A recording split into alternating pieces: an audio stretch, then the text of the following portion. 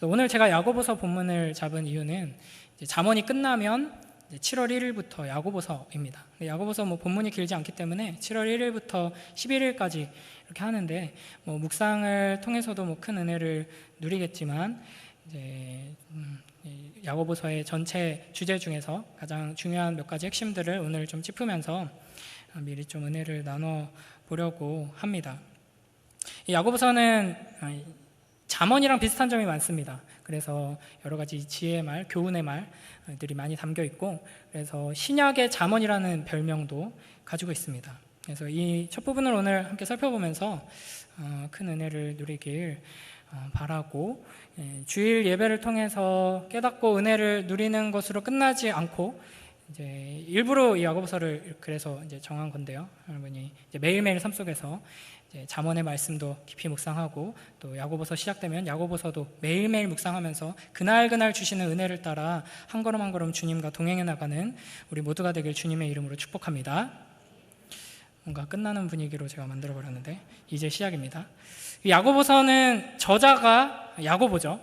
근데 이제 성경의 야고보가 4명 나옵니다. 신약 성경에. 이게 구약에서는 야곱이라는 이름이고 이제 헬라식으로 야고보인데, 야고보서의 저자는 이제 예수님의 제자 중에 유다의 아버지가 야고보라는 이름이 등장하는데 그 사람은 당연히 아니고요. 예수님의 제자 중에 이제 세베대의 아들 야고보가 있고 알페오의 아들 야고보가 있는데 그 두 사람도 저자가 아닙니다. 야고보서의 저자는 예수님의 동생 야고보입니다. 예수님의 동생 야고보는 처음에는 예수님을 믿지 않았죠. 그래서 이제 예수님, 엄마랑 같이 예수님 찾아와가지고 형 이러지 마 이렇게 데리러 가려고 했죠. 물론 이제 추측해보건대 야고보가 예수님이 정신 나갔다거나 이렇게 생각하진 않았을 거예요. 어렸을 때부터 예수님과 지냈기 때문에 30살 정도 될 때까지 지냈잖아요. 예수님이 특별한 분이라는 건 알았을 겁니다. 그리고 엄마가 말해줬을 거예요, 아마도. 근데 제자들이 그랬듯이 이 예수님이 어떤 메시아인지, 그렇죠? 제자들도 하나님의 아들 메시아 이렇게 고백까지 했지만 십자가를 진다는 걸 이해하지 못했잖아요. 그러니까 이제 야고보도 그런 식으로 뭔가 하나님이 보내주신 특별한 형인데 전혀 달라는데, 우리들이 막 엄마 아빠 속이고 막 이럴 때 형은 단 한 번도 내가 살면서 거짓말하는 걸 보지 못했고 나를 괴롭히는 걸 보지 못했고, 그런데 저 형이 지금 왜 저러고 있지? 아마 이런 것 때문에 더 큰 물에서 놀아라 이런 의도였을 수도 있고요. 그래서 이제 형을 찾아가서 말리고 이랬던 동생인데, 나중에 부활하신 주님께서 야고보를 만나주십니다. 그리고 나서 야고보는 어떤 사람이 되냐면 예루살렘 교회의 지도자가 됩니다. 그래서 이제 사도행전 15장에 보면은 초대교회 때 처음으로 열린 공의회가 있죠. 각각의 흩어진 교회들의 지도자들, 사도들이 모여서 이제 회의를 하는데, 그 회의에서 주도권을 가지고 권위를 가지고 회의를 이제 마무리하고 결론을 지은 사람이 바로 이제 예수님의 동생 야고보입니다. 그 야고보가 이제 교회들에게 편지를 쓰면서 이렇게 말하죠. 우리 1절 함께 읽어봅니다. 시작. 하나님과 주 예수 그리스도의 종 야고보는 흩어져 있는 12지파에게 문안하노라. 아멘. 그래서 야고보는 자신을 예루살렘 교회의 리더 혹은 전체 초대교회의 리더, 예수님의 동생 이렇게 소개하지 않고 하나님과 주 예수 그리스도의 종이라고 소개하면서 이 편지를 받는 대상들을 흩어져 있는 12지파라고 부릅니다. 지금 이 시점에서는 사실 이스라엘의 그 12지파가 의미가 없는 상태죠. 이제 실체가 없는 현실인데, 그럼에도 불구하고 이렇게 표현한 것은 분명한 의도가 있습니다. 사도행전 7장 8장을 보면은 이제 예루살렘에 있던 유대인 그리스도인들이 핍박을 받아서 이제 다 쫓겨나고 흩어지게 되죠. 또 사도행전 11장 19절 같은 데를 보면은 스데반의 순교 이후에 박해로 인해 많은 그리스도인들이 예루살렘을 떠났다 이렇게 이야기하고 있습니다. 그러니까 야고보가 교회들에게 편지를 쓰는 이 시점에서 교회는 어떤 상황에 있었냐 하면, 이제 유대 지도자들에게 핍박당할 뿐 아니라 로마 제국에게도 이제 핍박을 당해서 이제 여기저기 흩어져서 살아가야 하는 현실에 놓이게 되었습니다. 그리고 이제 이 시점쯤에 이 지역에 큰 기근이 임하기까지 했습니다. 그러니까 본래 자기가 살아가던 그 삶의 터전 안에서 믿음의 공동체를 이루어서 함께 예배드리면서 서로 사랑을 나누면서 서로 돌봐주면서 살아가던 그 삶이 다 무너지고 이제 삶의 터전에서 쫓겨나서 낯선 곳으로 이제 뿔뿔이 흩어져서 살아가게 되었는데, 게다가 이제 경제적인 상황까지 전체적으로 이제 좋지 않은 상황이죠. 그러니까 얼마나 힘들었겠어요. 그러니까 외부에서 오는 핍박뿐 아니라 계속되는 어려운 상황 때문에 이제 믿음도 흔들리고 이제 여러 가지로 어려운 상황에 처해 있었습니다. 그런 점에서 지금 야고보 사도의 편지를 받는 이제 수신자들, 이제 초대교회의 현실이 우리와 참 닮아 있다고 생각하게 됩니다. 특히 이제 흩어진 12지파, 흩어져 있는 12지파, 베드로전서에서는 흩어진 나그네 이렇게 표현을 하죠. 우리도 뭐 지금 뭐 많이 모여 있지만 자유롭게 마음껏 이렇게 모여서 예배드리고 뭐 우리가 지금껏 해오던 대로 뭐 훈련하고 교제하고 식사하고 이렇게 하지 못하고 있죠. 그리고 이런 시간이 계속 길어지다 보니까 믿음이 흔들리는 사람들이 많이 있습니다. 경제적으로도 큰 어려움 가운데 있죠. 물론 초대교회가 그 믿음으로 인해서 박해를 받았다라는 점에서는 조금 결이 다를 수 있지만 여러 가지 우리가 처한 현실들이 상당한 유사성을 띠고 있다고 볼 수 있습니다. 그런데 야고보가 이러한 교회를 향하여서 뭐라고 이야기를 하느냐, 인사한 다음에 뭐라고 이야기를 시작하는지 2절 한번 읽어보겠습니다. 시작. 내 형제들아, 너희가 여러 가지 시험을 당하거든 온전히 기쁘게 여기라. 아멘. 그러니까 다들 못 본 지가 너무 오래되었네요. 잘 지내고 계신 거죠? 보지 못해도 뻔합니다. 너무 힘드시죠? 조금만 참으십시다. 뭐 이렇게 위로를 하면서 시작해야 될 것 같지 않나요? 근데 위로의 말도 아니고 격려의 말도 아니고 기뻐하라 라는 말로 지금 편지를 시작하고 있습니다. 야고보 사도가 어떤 처지에 있는지 몰라서 그런 게 아니죠. 이 예루살렘에 있던 성도들을 지도하던 일종의 뭐 담임 목사 비슷한 위치에 있던 게 야고보인데, 그 자기 성도들이 지금 다 뿔뿔이 흩어져 버렸어요. 어디 뭐 좋은 데로 이민 간 것도 아니고 유배당하고 쫓겨나고 그렇게 된 거죠. 그런 상황에 있는 성도들을 향해서 얼마나 힘들지 알기 때문에 너희가 여러 가지 시험을 당하거든 이라고 이제 포문을 열죠. 그런데 바로 이어서 나오는 말이 기뻐하라. 온전히 기뻐하라. 그 시련을 더할 나위 없는 기쁨으로 여기라 라는 말로 이 편지를 시작하고 있습니다. 사실 1절의 인사말에서부터 이런 분위기로 시작하고 있습니다. 보통 우리가 신약 성경에서 보는 서신서들에는 정해진 인사말이 있거든요. 그래서 다른 서신서들을 보면은 누가 누구에게 편지하노니 은혜와 평강이 너에게 있을지어다 이렇게 하면서 편지를 다 시작을 합니다. 이게 이제 유대인들이 인사하던 방식이고, 그래서 대부분의 모든 편지들은 이렇게 시작을 했습니다. 그런데 지금 야고보는 유대인이죠. 그리고 편지를 받는 1차적인 대상들도 유대인으로서 예루살렘에서 공동체를 이루었던 그 그리스도인들을 대상으로 편지를 보내는 거예요. 그러면 당연히 이제 은혜와 평강이 너에게 있을지어다라고 인사를 하며 시작하는 게 자연스러운데, 뭐라고 인사하냐면 1절에 무난하노라 이렇게 간략하게 인사를 합니다. 이거는 헬라식 인사말인데요. 왜 굳이 헬라식 인사말로 했을까? 이 인사말을 직역하면 기뻐하다, 즐거워하다 라는 뜻입니다. 그러니까 처음 시작 인사할 때부터 이제 야고보 사도는 기쁨에 가득 차서 기쁨으로 인사를 건네면서 이야기를 시작하고 있다 하는 것이죠. 이런 상황에서 기뻐하라는 게 어떤 의미일까? 수신자들은 이걸 어떻게 받아들였을까? 이걸 우리가 좀 살펴보려고 합니다. 여러분이 만약 이런 상황이라면 이런 인사를 받는 게 어떻게 느껴지실지 한번 생각해 보세요. 예를 들면 이제 뭐 하던 사업이 쫄딱 망해가지고 이제 뭐 모든 걸 다 잃어버리고 집도 없어지고, 그래서 뭐 가족들이 다 뭐 친구 집, 친척 집 뭐 이렇게 다 뿔뿔이 흩어지고, 자기는 어떻게든 다시 살아보려고 이제 또 낯선 곳으로 가서 어떻게 뭔가를 해보려고 하는데 이제 설상가상 병에 걸려가지고 이걸 어떻게 치료해야 되는데 절망하고 있는데 뭐 돈도 없고 뭐 치료할 방법도 없고, 이걸 치료한다고 내가 나 앉아 있으면 우리 가족은 어떡하나, 막 이런 이제 절망적인 상황 가운데 있는데, 제가 이제 여러분이 그런 상황 가운데 있는 거예요. 제가 이제 전화를 겁니다. 근데 받자마자 엄청 해맑은 하이톤으로 샬롬 막 이러면서 굿모닝 잘 지내시죠? 이러면서 기뻐하라 이렇게 여러분에게 메시지를 전한다면 여러분 기분이 어떠시겠어요? 더러우시겠죠? 뭔 소린가? 당연합니다. 근데 지금 여기서 야고보가 기뻐하라 하는 것은 근거 없이 그냥 기뻐하라는 말이 아닙니다. 우리가 이제 나중에 뭐 기회가 되면 수요기도에 따라 좀 자세히 다루려고 하는데, 야고보서를 볼 때 가지고 있는 고정관념 중에 하나가 2장에 있는 행함이 없는 믿음은 죽은 것이다, 이걸 야고보서의 핵심으로 생각해서 뭔가 계속 이제 별명도 신약의 잠언이잖아요. 그러니까 뭔가를 우리에게 계속 명령하고 이렇게 해야 돼 하는 걸 가르치는 우리의 행위에 대한 교훈으로 가득 차 있는 책처럼 생각하기가 쉬운데, 사실은 그게 아니거든요. 1장이 핵심이고 그렇습니다.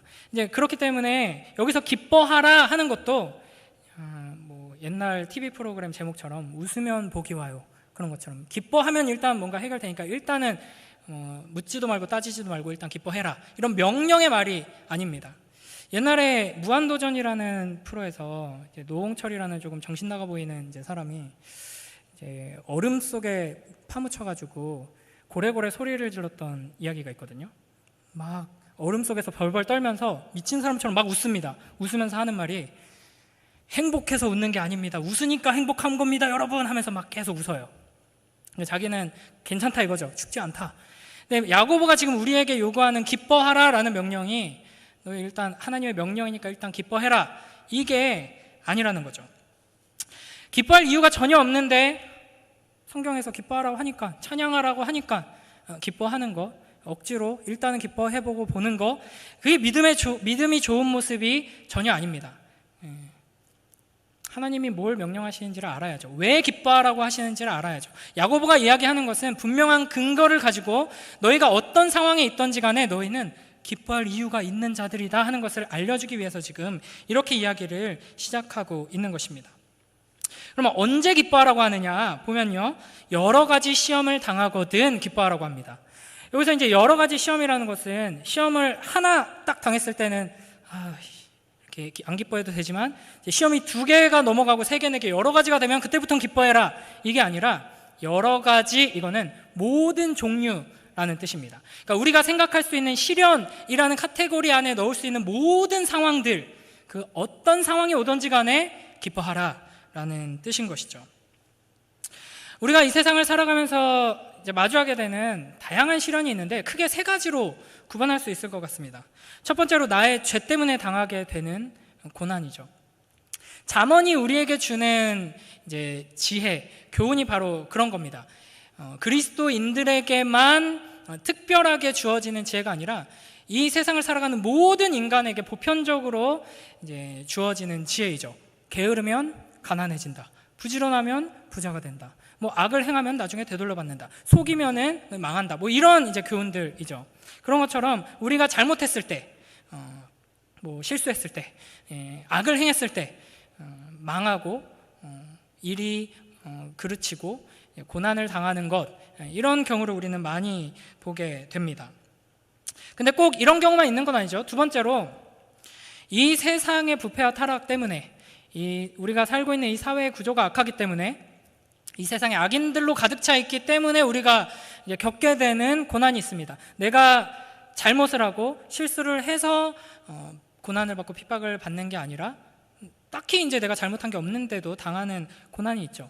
그러니까 사실은 우리가 살아가는 이 세상, 이 삶 자체가 이제 고난으로 가득 찬 세상이기 때문입니다. 그래서 뭐 예를 들면 학생들이 학교 가는 것, 여기 우리 중고등부 친구들도 몇 명 앉아 있는데, 학교 갈 때 아침마다 눈이 번떡번떡 떠지고 막 오늘도 학교에서 어떤 재미난 것을 배울 수 있을까, 막 이런 거 기대하면서 학교 가는 사람 없죠. 거의 없습니다. 돌연변이들이 아니고서는 대부분은 학교 가기 싫어하죠.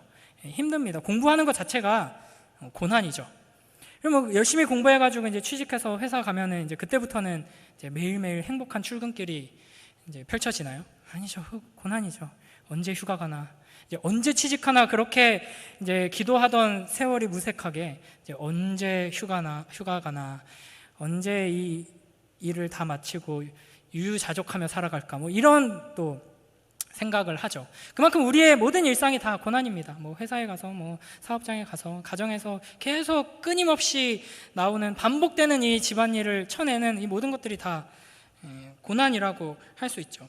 좀 더 이제 크게는 우리가 잘못한 게 없음에도 불구하고 마주하게 되는 이제 사고들, 또 질병들, 이러한 일들이 있습니다. 이런 모든 일들이 고난이라고 할 수 있죠. 물론 이제 첫 번째 경우와 두 번째 경우 사이에서 명확하게 딱 이렇게 구분할 수 없는 상황들도 있을 것입니다.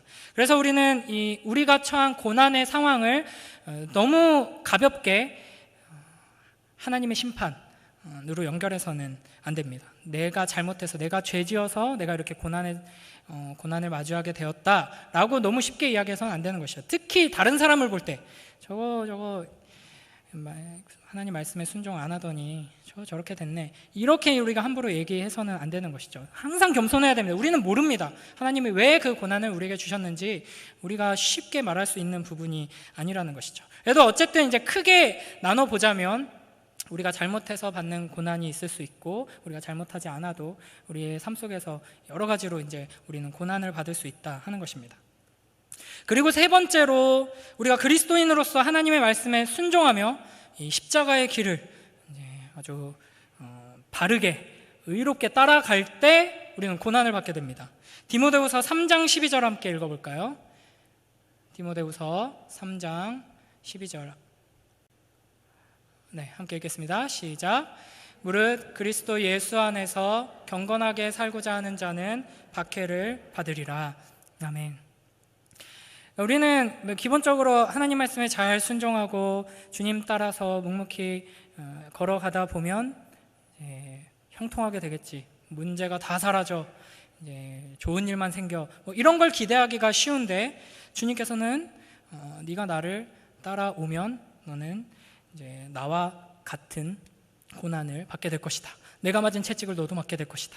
내가 진 십자가를 너도 지고 내가 달린 십자가에 너도 달리게 될 것이다. 이렇게 말씀하십니다.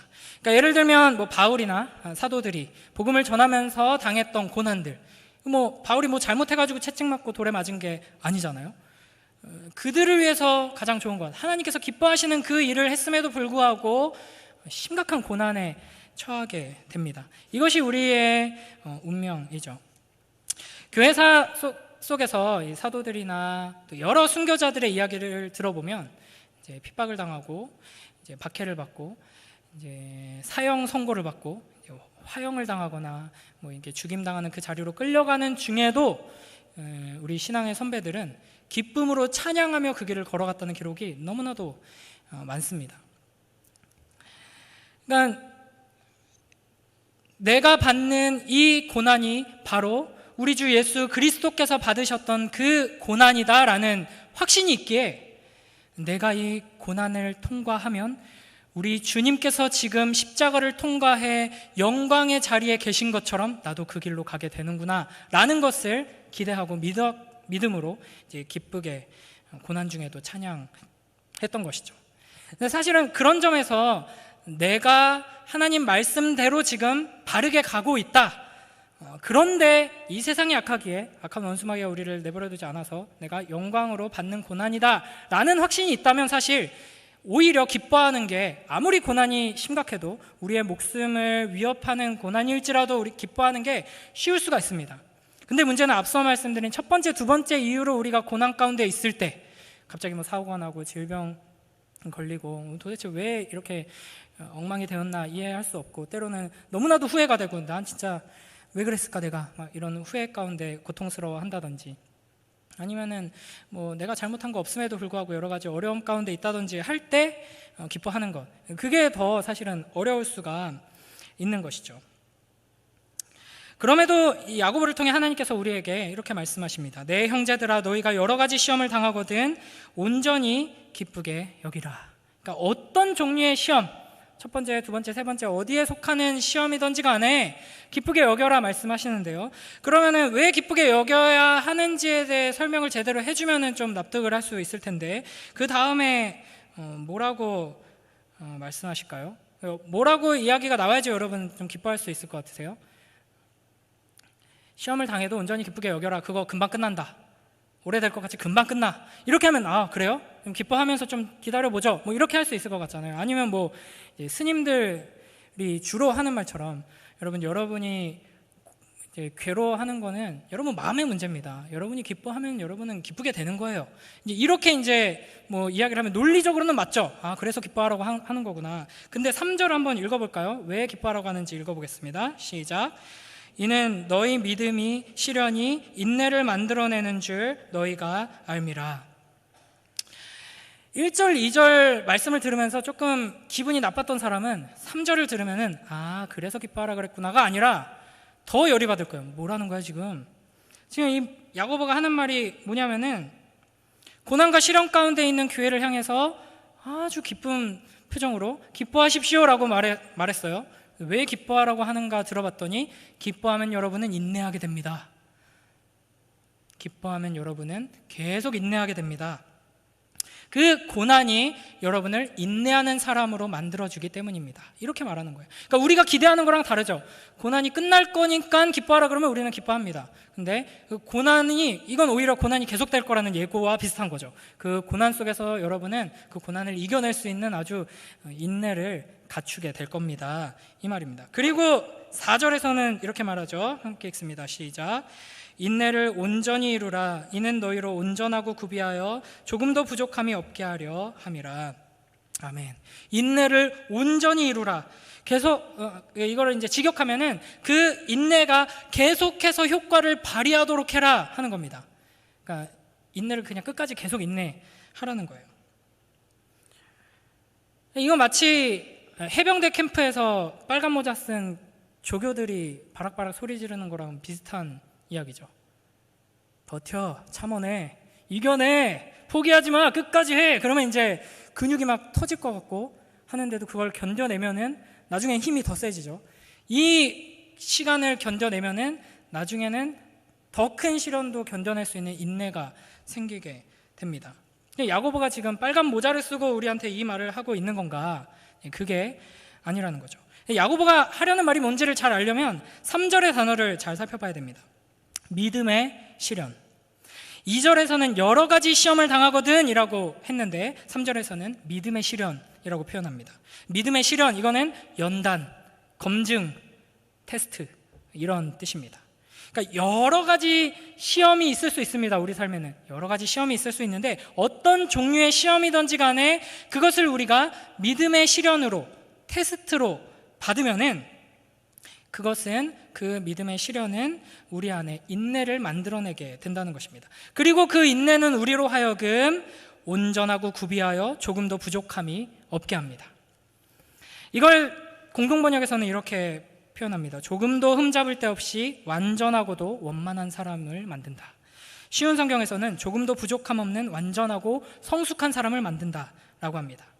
그리고 이거를 12절에서는 또 다르게 표현하는데요. 우리 12절을 함께 읽어볼까요? 시작. 시험을 참는 자는 복이 있나니 이는 시련을 견디어낸 자가 주께서 자기를 사랑하는 자들에게 약속하신 생명의 면류관을 얻을 것이기 때문이라. 아멘. 생명의 면류관. 믿음의 시련을 인내로 견뎌냄으로써 하나님께서 우리에게 주고자 하시는 것은 생명의 면류관입니다. 우리가 기뻐해야 하는 이유가 뭐냐? 정리하자면 어떤 시련이든 믿음으로 받으면 그 시련은 우리에게 인내를 만들어내고 그 인내가 계속 효과를 발휘해서 우리는 이 시련의 끝까지 결국에는 가게 될 겁니다. 우리가 제일 원하지 않는 거죠. 이 시련이 중간에 빨리 끝나는 걸 원하는데 하나님께서는 인내를 주셔서 이 시련의 끝까지 우리가 도착하게 만드셔서 결국에는 우리로 하여금 생명의 면류관, 하나님께서 약속하신 그 영광의 면류관을 쓸 자격을 갖추는 온전한 자로 만들어 가신다 하는 것이죠. 그러니까 야고보가 왜 우리로 하여금 기뻐하라고 하는지 아시겠나요? 네, 아셔야 하는데. 근데 이제 말씀대로 순종하며 살았는데 고난을 받았다든지 사고를 당했다든지 내가 너무 막 살아가지고 지금 삶이 엉망이 돼서 너무 고통스럽다든지 어떤 상황이든지 간에 어떤 시련 가운데 있든지 간에 그 시련을 주신 분도 하나님이시고 그 시련을 통해서 하나님께서는 단순히 우리를 괴롭히시려는 것이 아니라 우리를 하나님께서 계획하신 그 자리로, 영광의 자리로 이제 자라나고 성숙하게 해서 끌고 가시려는 것이 하나님의 뜻이다. 그래서 마치 도가니와 이제 풀무불을 통과해서 금과 은이 순수해지고 정결케 되듯이 하나님께서 우리를 연단하셔서 온전케 하신다 하는 것을 기억하며 기뻐하라 하는 것이죠. 그럼에도 불구하고 여기까지 일단 머리로는 알겠는데 야고보가 왜 기뻐하라고 했는지는 다 이해하셨잖아요. 근데 막 기쁨이 솟아나진 않잖아요. 그게 이제 우리의 문제입니다. 그러니까 우리는 마음속 깊은 곳에 어떤 생각을 가지고 있냐면 알겠는데 굳이 그렇게 하셔야 되나요? 시련을 통과해서 그냥 잘하게 하시면 되잖아요. 이런 마음이 항상 있습니다. 그러다 보니까 시련이 올 때마다 우리는 시련을 피하게 해달라고 기도하고, 이 고난을 없애달라고 기도하고, 고통에서 건져달라고 기도하는 것이죠. 그러니까 이런 식의 반응은 마치 자녀가 부모한테 이렇게 이야기하는 것 같습니다. 엄마 아빠 왜 도대체 저를 온실 속의 화초로 키우지 않으시는 거예요? 저를 사랑하지 않으시나요? 왜 자꾸 아침마다 저를 깨워가지고 학교 가라고 하시는 거예요? 도대체 학교 가면 뭐가 있는지 알기나 하세요? 학교 가면 중간고사가 있습니다. 그 얼마나 힘든지 아세요? 중간고사가 끝나면 기말고사가 있다고요. 이러면서 이제 부모한테 원망하고 이제 부모한테 자기를 이제 시험으로 내몰지 말라고 요청하는 사람과 같은 마음이 있기에 우리가 이 메시지를 들었음에도 불구하고 이제 기쁨이 솟아나지 않는 것이죠. 여러분, 우리 아이들 지금 중고등부 아이들 특히 이제 중간고사 시험을 앞두고 있는데 중간고사, 기말고사, 과목별로 실기평가, 수행평가 이런 게 왜 있는지 아시죠? 그게 없으면 애들이 공부를 안 하거든요. 그게 없으면은 공부할 생각을 안 합니다. 시험 기간이 되면은 그때부터 이제 발등에 불이 떨어져서 시험 기간이에요 하면서 이제 바쁘다 그러고 이제 중고등부 예배도 잘 안 오고 이런 식으로 되는 거죠.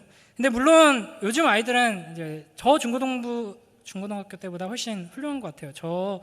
제 기억으로는 시험 기간 하면은 시험 전날이 시험 기간이었거든요. 시험을 내일부터 시작하니까 그게 이제 시험 기간이어서 내일 이거는 시험 공부해야겠다 이렇게 되는데 우리 아이들은 보통 한 3주? 막 4주 전부터 시험 기간이에요. 그래가지고 내일 시험이야? 이랬더니 아니요 4주 후에요. 막 이러더라고요. 근데 어쨌든 시험을 중심으로 그 시험 기간이 있어야지 애들이 공부를 시작합니다. 시험 기간이 아닌데도 공부를 하고 있다? 그거는 이제 둘 중에 하나죠. 이번 시험을 완전히 망쳐가지고 다음 시험 미리 준비해야겠다 하고 해서 잠깐 시작했다가 이제 또 공부 안 하는 친구, 아니면은 진짜 돌연변이 이상한 친구, 기도가 많이 필요한 친구입니다. 그래서 우리 아이들은 시험이 있어야지만 공부를 하죠. 시험이 있어야지만 내가 얼마나 공부를 안 했는지를 확인할 수 있게 됩니다. 시험을 봐야지만 내가 얼마나 공부를 제대로 잘 하고 잘 배웠는지를 알 수 있게 되고, 내가 얼마나 지금 공부를 한다고 독서실에 갔지만 거기서 집중하고 공부를 안 하고 엉뚱한 생각을 하면서 시간을 보냈는지를 부모님이 확인할 수 있게 되는 것이죠. 우리의 삶도 마찬가지입니다. 야고보서의 관점으로 보면은 우리가 뭘 잘못해서 고난에 빠진 것이 아니라 하나님께서 우리를 가르치시기 위해, 하나님께서 우리를 진급시키시기 위해, 다음 단계로 넘어갈 수 있게 우리를 성숙하게 빚으시기 위해 우리에게 계속해서 시험을 주시는 것이죠. 크고 작은 시험을 주셔서 그 시험 문제를 풀고 답을 매기고 확인을 하고 그 다음 단계로 넘어갈 수 있게 하시는 것입니다. 그래서 우리가 참으로 우리의 모든 시험이, 여러 가지 시험들이 다 이와 같은 하나님의 계획 안에서 우리에게 주어지는 것이다 라는 것을 알면 우리는 기뻐할 수 있게 되는 것입니다. 마치 이제 운동선수를 생각하면 좀 이해하기가 편한데, 예를 들어서 태권도를 하는 친구가 있는데 올림픽 금메달을 따는 게 이제 목표입니다. 그래서 어린 시절부터 그 목표를 가지고, 꿈을 가지고 이제 열심히 이제 태권도를 하죠. 근데 모든 분야가 다 그렇지만 특히 이제 운동 같은 경우는 육체적으로 정신적으로 굉장히 고통스러운 시간들을 견뎌내야지 성장이 가능하죠. 일단은 이제 제가 무서워서 태권도를 학원을 단 한 번도 안 갔던 이유긴 한데, 가자마자 다리를 찢어버리고 막 이런 것들을 이제 견뎌내야 하죠. 그래서 이제 가까이는 우리 태권도장에 내 친구, 나랑 같이 시작한 친구들하고 겨루기를 하고 시합을 해서 이제 이기고, 그리고 나서 이제 다른 태권도장에서 제일 잘하는 친구들하고 싸워서 이겨야 되고, 그 다음에 이제 또 여러 가지 대회에 나가서 예선전을 치르고 본선을 치르고, 이렇게 해서 국가대표가 되고, 국가대표가 돼서 또 다른 나라 사람들하고 또 이렇게 싸우고, 이런 과정을 거쳐야 하잖아요. 나는 시합 안 할래요. 시합 피하게 해주세요. 시합 그거 얼마나 무섭고 그 뒷발차기 맞으면 그거 얼마나 아픈지 아세요? 시합은 안 하고 그냥 금메달리스트가 되겠습니다. 이거 불가능한 일이죠. 근데 이제 우리가 한 가지 생각해야 할 게, 야고보가 우리에게 기뻐하라 라고 했다고 해서 그리스도인의 삶 속에 아무런 어려움, 고통, 고민 이런 것들이 없다는 말이 전혀 아니라는 겁니다. 금메달을 향해서 나아가는 그 걸음걸음에도 엄청난 고난과 이 악물고 버텨야 하는 시간들로 가득 차 있죠. 그러니까 우리가 목표하는 바가 무엇이냐, 단순히 이 땅에서 어느 정도 좀 훌륭한 사람, 사람들에게 감동을 주는 아름다운 인생을 살아가는 사람, 그 정도 수준이면은 그냥 뭐 시험 안 치고 그냥 대충 살아도 될지 모릅니다. 그러나 하나님께서는 우리에게 생명의 면류관을 주기 원하십니다. 하나님을 닮은 영원한 아름다움을 지닌 존재로 빚어가기 원하십니다. 그러면은 우리가 견뎌내야 하는 고난과 시련의 수준은 우리의 상상을 초월하게 되는 것이죠. 물론 우리가 엄청난 실력자라면 시험마다 좋은 성적으로 척척 통과하고 기쁨으로 이 걸음을 착착 나아갈 수 있을지도 모릅니다. 우리 자녀들 중에도 종종 그런 친구들이 있습니다. 조금 무서운 애들인데 공부 재밌니? 이러면은 대부분의 애들은 도대체 뭔 소리를 하는 거야? 이러면서 이제 반응을 하는데, 드물게 공부 재밌니? 하면 네, 너무 재밌어요. 이런 친구들이 있거든요. 뭐야, 쟤 왜 저래? 이러는데 막 공부하는 게 제일 쉽고 재밌는 친구들이 있습니다. 근데 그거는 비정상이고요. 이상한 친구들이고, 보통의 우리들은 시험이 어렵죠. 힘들고 괴롭습니다. 고통스럽습니다. 그래서 이 시험을, 이 어렵고 고통스러운 시련을 이제 통과하는데 필요한 것이 바로 지혜입니다. 우리 5절 말씀 함께 읽겠습니다. 시작. 너희 중에 누구든지 지혜가 부족하거든 모든 사람에게 후히 주시고 꾸짖지 아니하시는 하나님께 구하라. 그리하면 주시리라. 아멘. 하나님께서는 우리를 부족함 없는 자로 만들려고 하시는데 정작 우리는 지금 너무 부족하죠. 인내를 해서 견뎌내고 버텨서 이 시험을 다 통과해야 하는데 시험을 통과할 실력이 없고 인내도 없습니다. 그래서 필요한 것이 이제 지혜이고, 하나님께서는 이 지혜를 우리에게 부족함 없이 채워주시는 분이십니다. 지혜하면 우리는 앞서서 이제 잠언을 계속 잘 묵상하신 분은 하나님을 경외하는 것이 지혜라는 것을 잘 기억하고 계실 겁니다. 그러니까 하나님이 어떤 분이신지, 그 하나님께서 이 세상을 어떻게 운행하고 계시고 우리의 삶을 어떻게 인도하시는지 그 원리를 바르게 깨닫는 것이 지혜죠. 그걸 잊지 않는 것, 그걸 계속 붙드는 것, 주님을 계속 바라보는 것, 그게 지혜입니다. 그 지혜가 있으면 우리는 시험 속에서 인내할 수 있고, 이 인내를 끝까지 통과해서 하나님께서 우리에게 약속하신 그 영광스러운 자리로 갈 수 있게 되는 것입니다. 우리 6절, 7절, 8절 함께 읽어보겠습니다. 시작. 오직 믿음으로 구하고 조금도 의심하지 말라. 의심하는 자는 마치 바람에 밀려 요동하는 바다 물결 같으니 이런 사람은 무엇이든지 주께 얻기를 생각하지 말라. 두 마음을 품어 모든 일에 정함이 없는 자로다. 아멘. 믿음으로 구하고 조금도 의심하지 말라라고 하십니다. 그러니까 여기서 이제 많은 오해가 생기는데, 마가복음 11장 24절에 보면은 무엇이든지 기도하고 구하는 것은 받은 줄로 믿으라. 그러면 너희에게 그대로 되리라. 이렇게 말씀하시죠. 이제 이 구절하고 이 6절 말씀을 이제 같이 묶어가지고 이제 오해하는 사람들이 많습니다. 그러니까 믿음으로 기도하면 주시는데, 그 믿음이라는 게 하나님께서 내가 이 기도하는 이것을 분명히 주신다라는 확신을 가지고 있어야지 된다라는 식으로 이제 오해를 하는 것이죠. 그래서 뭐 예를 들면 어떤 사람이 주님 취직하게 해주세요 막 기도하는데 뭐 열심히 공부하고 준비하면서 아무리 간절히 기도해도 잘 안 이루어져요. 그래서 이제 막 상담을 하러 가요. 그래서 뭐 저 이렇게 기도를 하는데도 잘 안 되네요. 근데 그때 이제 이걸 점검하는 거죠. 너의 기도가 참으로 믿음의 기도였느냐, 이걸 점검합니다. 그걸 점검하기 위해서 뭘 확인하냐면, 너 진짜 하나님께서 취직하게 해주실 거 확신해? 이걸 물어보는 거죠. 네가 지금 기도하는 대로 하나님께서 이루어 주실 거 확신하고 있어? 네, 확신하는데요. 그러면 너 거기 들어가고 싶다고 했던 그 회사 옆에 그 이사 갈 준비했어? 아직. 믿음으로 미리 가서 회사 앞에 원룸 계약해. 이 믿음이 있어야지 이제 기도 이루어진다고 착각하게 만드는 것이 아닙니다. 정반대예요. 오히려 정반대.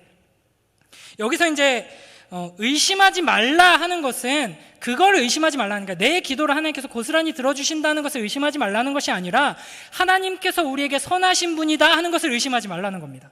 그래서 이제 야고보서 서론이 두 개의 묶음으로 2절부터 11절, 12절부터 18절 이렇게 비슷한 내용이 두 번 반복되는 형식으로 되어 있는데, 그래서 뭐 13절, 14절 이런 데 보면 하나님이 우리를 막 시험하시는 분인 것처럼 오해하지 말라라고 이야기를 하거든요. 이게 하나님을 의심하지 말라는 게 그런 내용입니다. 그러니까 뭐 예를 들면 이런 거죠. 내가 고기를 막 마음껏 뜯어 먹고 싶은데 이가 너무 아파요. 그래서 하나님께 기도하는 거죠. 하나님, 이가 깨끗이 나와서 고기를 마음껏 뜯어 먹을 수 있게 고쳐 주시옵소서. 근데 이제 하나님께서 고쳐 주신다는 것을 확실하게 믿음으로 기도하고 이제 기도하면서 고깃집에 예약을 미리 걸어놓는 것, 이거는 참된 믿음, 의심하지 않는 기도가 아니라 오히려 이제 8절에서 설명하는 의심하는 태도를 두 마음이라고 표현하거든요. 두 마음을 가지고 있는 거죠. 그러니까 한 마음으로 기도하는 것은 뭐냐면 하나님께서 어떤 방식으로 인도하실지, 심지어 그것이 나에게는 지금 당장 너무나도 불합리해 보이고 고통처럼 느껴질지라도 하나님의 인도하심을 신뢰하면서 가기로 결단하면서 기도하는 것, 구하는 것, 그 하나님을 끝까지 신뢰하며 바라보는 것, 지혜의 눈으로 하나님의 일하심을 바라보는 것이 이제 한 마음으로 기도하는, 의심하지 않고 하는 기도입니다. 그래서 이제 이 두 마음을 품고 기도하는 사람은 하나님께서 그 기도에 응답하시기 위해서 우리를 어디로 데려가시죠?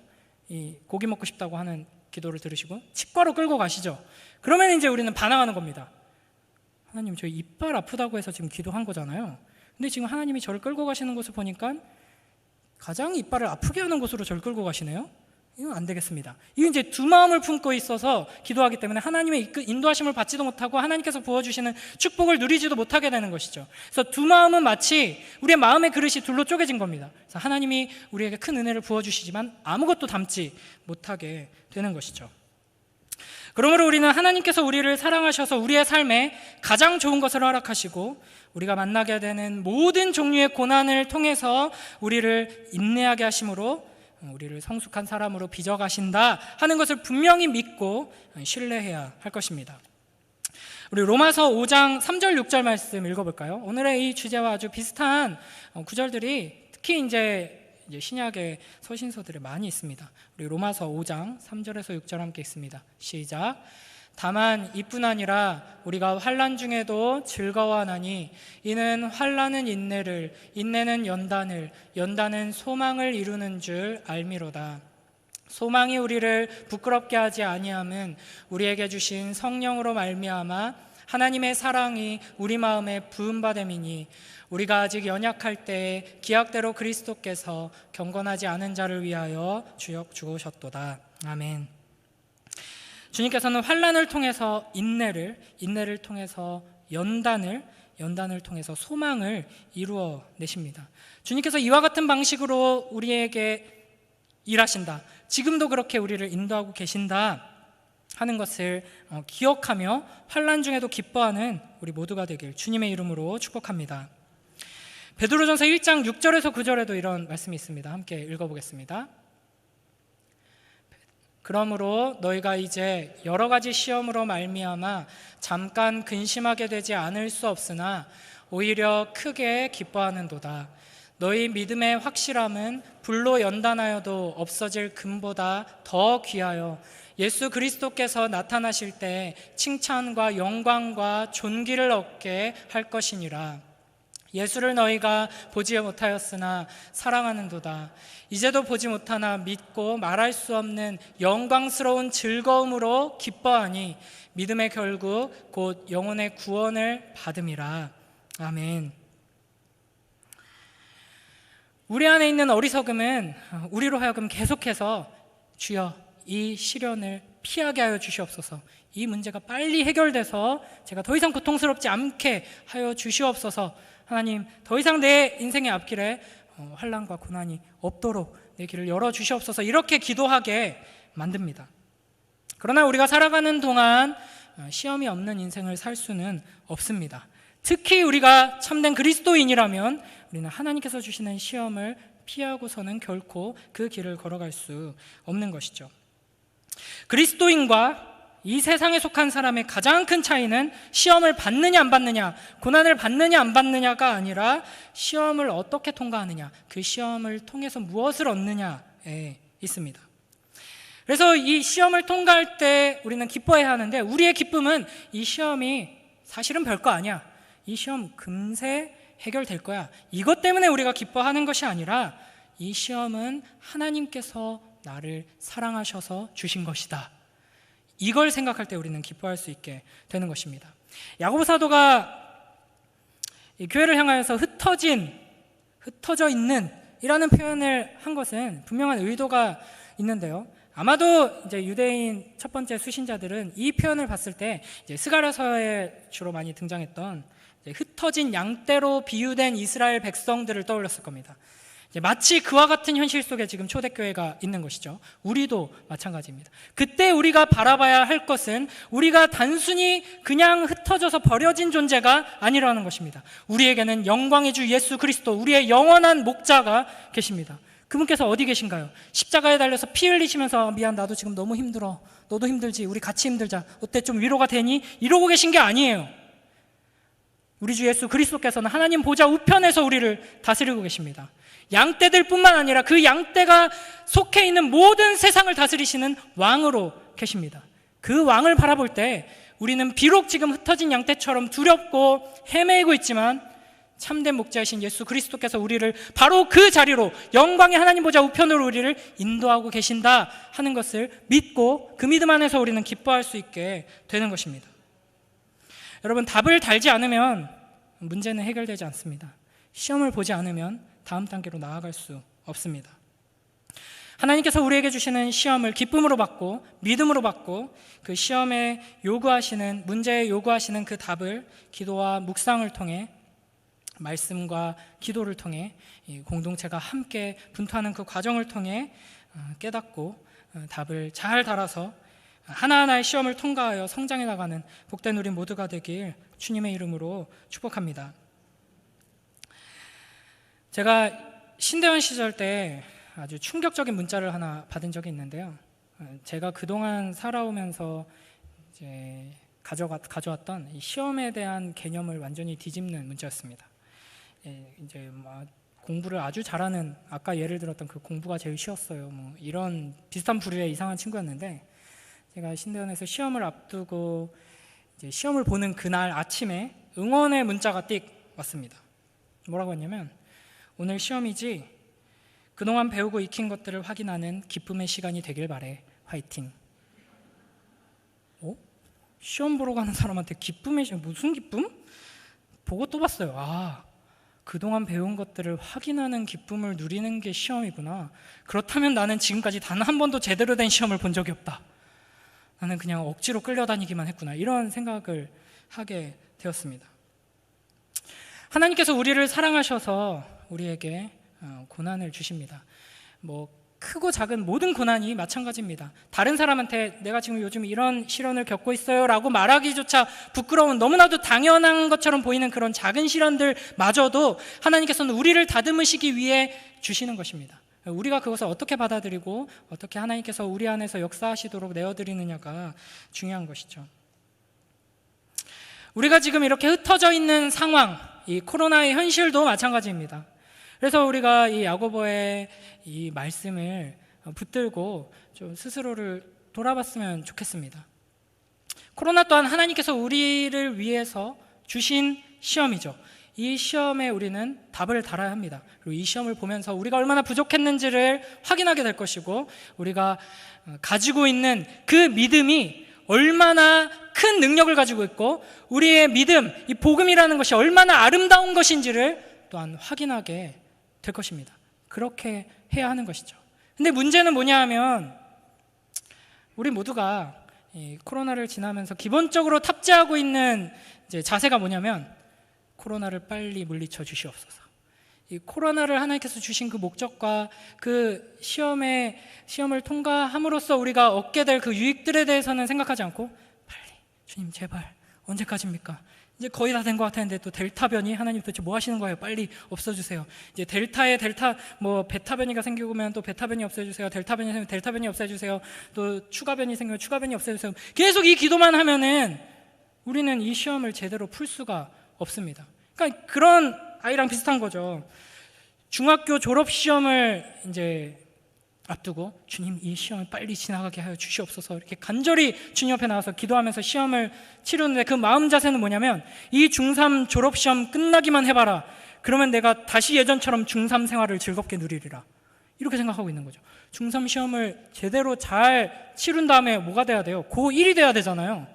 코로나를 우리가 통과할 때 어떤 자세로 통과해야 할 것인가? 하나님께서 우리의 삶에 각각의 삶에 주신 여러 가지 고난들을 우리가 마주할 때 무엇을 바라보며 무엇으로 인하여 기뻐하며 그것을 통과해야 할 것인가를 우리가 돌아봐야 할 것입니다.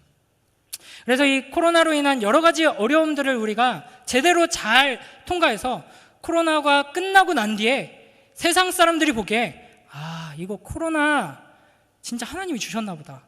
코로나를 통과하고 나니까 그리스도인들의 삶이 이렇게 정화되네, 이렇게 변화되었네.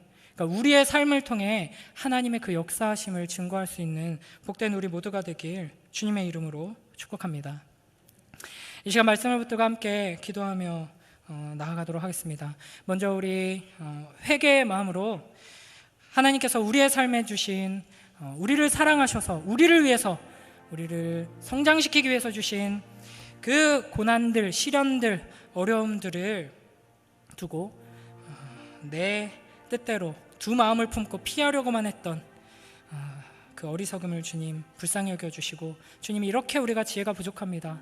우리에게 지혜를 주셔서 하나님이 어떤 분이신지, 그 하나님께서 어떻게 우리를 이끌고 계시고 우리에게 무엇을 약속하셨는지를 계속 보게 하여 주시옵소서. 그 믿음을 가지고 지혜를 가지고 매일매일 하나님 말씀 붙들고 보고 또 보고 주님을 바라보고 의지함으로써 이 매일매일에 주어지는 시험들을 멋지게 통과하고 한 걸음 한 걸음 성장해 나갈 수 있도록 주님 우리를 인도하여 주시옵소서. 시간 함께 기도하며 나아가도록 하겠습니다.